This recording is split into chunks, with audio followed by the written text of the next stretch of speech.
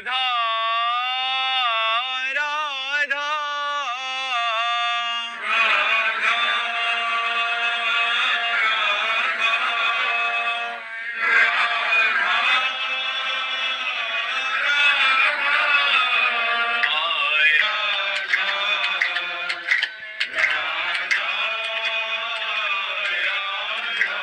राधा वल्लभ लाल की समस्त संत हरि भक्तन की वृंदावन धाम की सद्गुरुदेव भगवान की। दीपांशु कुमार जी, हरिवंश। राधे राधे महाराज जी। महाराज जी, हम परमात्मा के अंश हैं, वो परमात्मा हमारे कर्मों का लेखा जोखा रखते हैं। फिर गुरुदेव, अगर हम परमात्मा के अंश हैं, उनके बच्चे हैं, तो उन्होंने हमें गलत कर्मों करने के लिए क्यों ऐसा बल दिया? नहीं, आपको रुपया 100 रुपया दिए और बाजार भेज दिया। बाजार में मिठाई खरीदते हैं या ठाकुर जी के लिए इत्र खरीदते हैं या अपने गलत मार्गों में शराब में लगा देते हैं या जुआ खेल देते हैं, वो आपको छूट है। 100 रुपया आपको दिए गए, आपका उसका प्रयोग करने के लिए छूट है।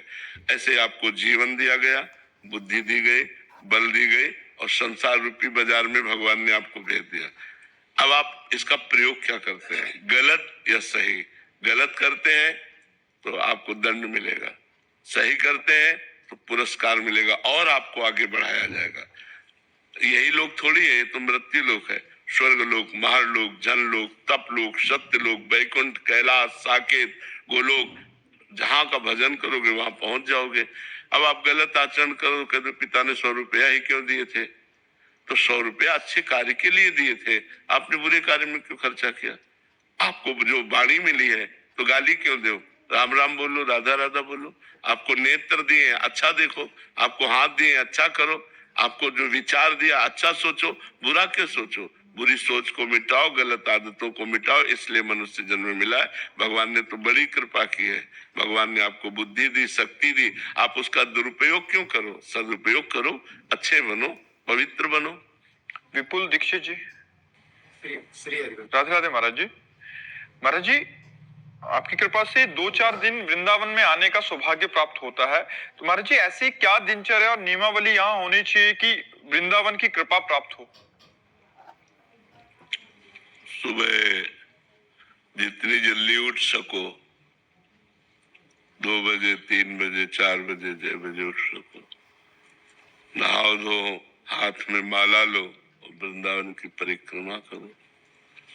घंटा 2 घंटा यमुना के किनारे बैठ करके नाम जप करो, नाम कीर्तन करो, वाणी पाठ करो।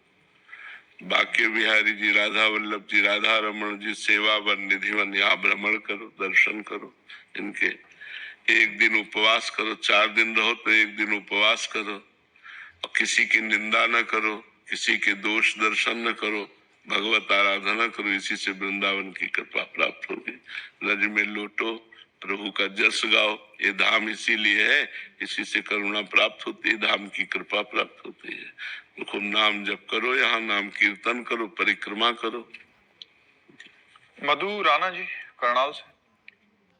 राधे राधे महाराज जी। महाराज जी, हमारा 15-20 भक्तों का समूह है। हम सभी सामूहिक संकल्प के साथ हर साल 11 लाख मंत्र जाप का संकल्प पूरा करते थे। पर महाराज जी कह रहे हैं पिछले कुछ समय से सामूहिक जप संभव नहीं हो पा रहा। तो क्या एकांत जप का फल और श्रद्धा सामूहिक जप के समान मानी जाएगी महाराज जी? देखो, सामूहिक जप करने का मतलब है कि हम 10-20 लोगों का मन भजन में लगवा रहे हैं।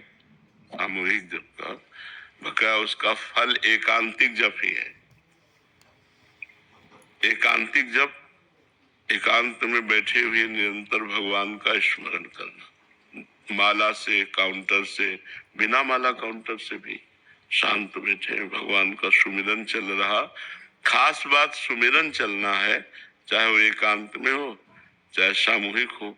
लेकिन सामूहिक में मन, मान लो 20 लोग बैठे हैं तो लग सकता है, लेकिन एकांत में मन बहुत परेशान करता है। एकांत में मन अगर भजन में लगने लगे तो समझो सामूहिक का फल प्राप्त हो गया। सामूहिक कीर्तन करना और एकांत में कीर्तन करना, समूह में बैठना और एकांत में बैठना बड़ा अंतर है। एकांत हमारा पवित्र हो, एकांत हमारा दंभ नाटक से रहित हो, एकांत भजन में हो, यही हमारी साधना का फल है। समूह में बैठने को मिले तो अच्छा है, न बैठने को मिले तो कोई आवश्यकता नहीं। एकांते सुखमाश्रिताम, एकांत में सुखासन में बैठकर भगवान का चिंतन, भगवान की लीला कथा पढ़ना, भगवान की लीला कथा गायन करना, भगवान के नाम कीर्तन करना, भगवान के भक्तों के चरित्र पढ़ना, इससे सब हृदय पवित्र होता है, हमारे अंदर भक्ति बढ़ती है। दीपक कुमार जी, राधे राधे महाराज जी। गुरुदेव भगवान, मेरा प्रश्न है कि जैसे कोई मनुष्य अपनी गलत आदतों के कारण या गलत खान पान के कारण किसी बीमारी से ग्रसित होकर प्राण त्याग देता है, तो संसार के लोग ये कहते हैं कि ये उसका प्रारब्ध था। तो गुरुदेव भगवान, ये गलत आचरण और उसका परिणाम, गलत आचरण भी तो पूर्व संस्कार है, गलत आचरण भी तो पूर्व संस्कार है। उसी को मिटाने के लिए तो हमारा मनुष्य जन्म हुआ है।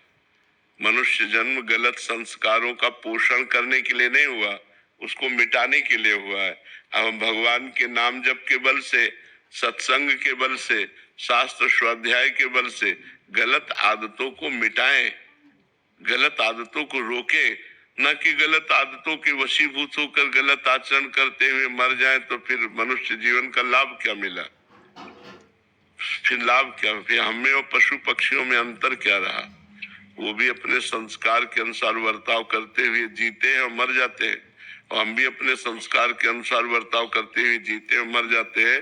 तो हमें और पशु में पक्षियों में अंतर क्या रहा?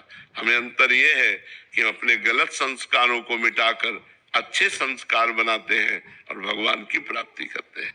गलत आचरण जो बने वो नवीन कर्म बन गया महाराज।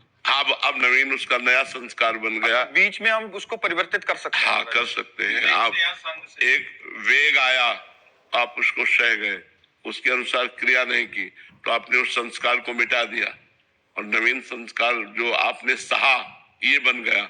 अगर आपने भोगा तो वो बन गया। तो भोगने से देखो, आज सबसे ज्यादा नई पीढ़ी को जो परेशान कर रहा है वो व्यसन और व्यभिचार परेशान कर रहा है। कुछ ऐसे बच्चे हस्तमैथुन के शिकार हो गए जो डिस्टर्ब हो गए हैं, जो मतलब अपने आप को मिटाना चाहते हैं।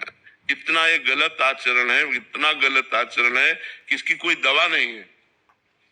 अपने आप नस नाड़ियों से सब, जब तो स्मृति खराब, शरीर में दर्द और नाना प्रकार के निगेटिव विचार वो आपको मार डालेगा। इसलिए बचिए, कोई भी गलत आचरण का संस्कार अपने अंदर मत रहने दो। नाम जप के प्रभाव से, वाणी पाठ के प्रभाव से धीरे धीरे उसको नष्ट करो। कभी ऐसे भावना ना आने पावे कि हम गलत संस्कारों से प्रेरित होकर गलत आचरण करें, अपने जीवन को गर्त में डालें, ऐसा कभी न